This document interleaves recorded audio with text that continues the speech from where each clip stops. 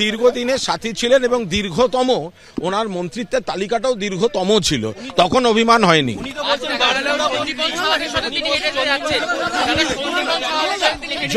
যতদিন সমস্ত গুরুত্বপূর্ণ দপ্তরগুলো মমতা বন্দ্যোপাধ্যায় ওনাকে দিচ্ছিলেন তখন অভিমান হয়নি গো।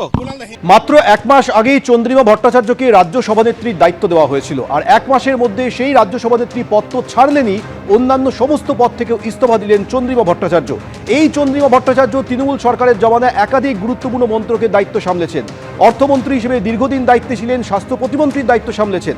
সেই চন্দ্রিমা ভট্টাচার্য তৃণমূলের সমস্ত পদ থেকে ইস্তফা দিয়ে বললেন, আমার আনুগত্য প্রশ্নের মুখে, বিশ্বাসযোগ্যতা যখন প্রশ্নের মুখে পড়ে তখন ফেরার প্রশ্ন নেই। মমতা বন্দ্যোপাধ্যায় যেভাবে বলেছেন যে আমি তুলে দিলাম, এটা আমি বেদনা হতো। আমি কারুর হাতে কিছু তুলে দেবার আমার ক্ষমতাও নেই, তুলে দেব কি করে। যাই হোক, আমার আনুগত্য যখন প্রশ্ন চিহ্নের মুখে, তখন আমার মনে হয় যে আমারই ব্যর্থতা সেটা। আমি কারোর বিরুদ্ধে কোনো অভিযোগ আমার নেই। চিঠি কি পাঠিয়ে দিয়েছেন? হ্যাঁ, পাঠিয়ে দিয়েছি। হ্যাঁ, দিদি কোনো ফোন এসছে? না, এখনো অবধি কিছু আসে। এখান থেকে আমি আমার সময় মতো বেরিয়ে, আমার ঘরেতে কেউ আসেনি তো, কোনো বিধায়ক আমার সাথে কথা বলতে আসেননি। আমি প্রতিদিন যে সময়ে থাকি, কালকেও সেই সময়ে ছিলাম, ততটা সময়ই ছিলাম। প্রশ্নটা হয়েছে যে আমাকে মাননীয় নেত্রী বললেন যে আমি ওদের হাতে ভবনটা তুলে দিয়েছি, তা আমি কি করে ভবনটা তুললাম? মানে আমার দুঃখ লেগেছে। আমি কোনো কথা নিয়ে কারুর বিরুদ্ধে আমার কোনো অভিযোগ নেই, আমি কাউকে কোনো দায়ী এসব করার ব্যাপার নেই। আমি নিজে, আপনি মনে করছেন আপনার অভিমানে? না, আমি নিজেকেই দায়ী মনে করছি, ইন দ্য সেন্স যে আমি ব্যর্থ। আপনি ব্যর্থ হয়েছেন বিশ্বাস রাখতে? হ্যাঁ, অবশ্যই। ভবন তুলে দিলে আপনার বিশ্বাস যে, অবশ্যই বিশ্বাস, আনুগত্য যখন প্রশ্নচিহ্নের মুখে থাকে তখন তার বাইরে কিছু, তারপরে আর কিছু করা যায় না আর কি। বিশ্বাসই তো মূল শিকড়, সুতরাং সেই শিকড় যখন নড়ে চড়ে যায় তখন তার পরে আর কিছু করা যায় না। দীর্ঘদিনের সাথী ছিলেন এবং দীর্ঘতম ওনার মন্ত্রিত্বের তালিকাটাও দীর্ঘতম ছিল, তখন অভিমান হয়নি।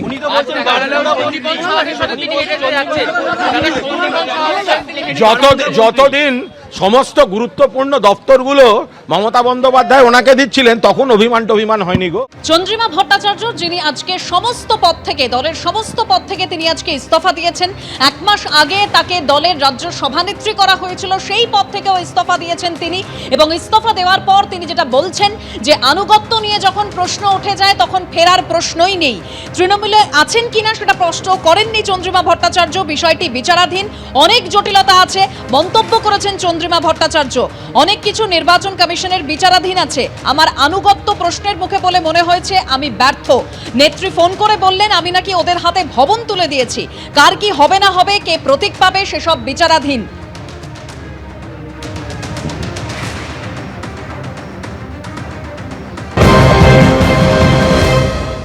পরিস্থিতিতে কেন আসতে হলো? বললাম তো, আনুগত্য প্রশ্নের চিহ্নের মুখে থাকলে আর তারপরে বিশ্বাসযোগ্যতা প্রশ্ন চিহ্নের মুখে থাকলে আর কিছু বাঁচে না। আপনি কি অন্য কোনো শিবির বা শিবিরে? কালের যাত্রায় সবাইকে পা মেলাতে হয়, আমাকেও মেলাতে হবে। আপনি দেখুন, চন্দ্রিমা ভট্টাচার্য তিনি বলছেন যে আনুগত্য যখন প্রশ্নের মুখে, এই অবস্থায় দলে থাকার কোনো মানেই হয় না। চন্দ্রিমা ভট্টাচার্য মমতা বন্দ্যোপাধ্যায়ের দীর্ঘদিনের ছায়াসঙ্গী, যিনি আজকে তৃণমূল কংগ্রেসের সমস্ত পদ থেকে পদত্যাগ করলেন এবং তারপরেই তাকে দেখা গেল বিধানসভায় ঋতব্রত তৃণমূলের সঙ্গে।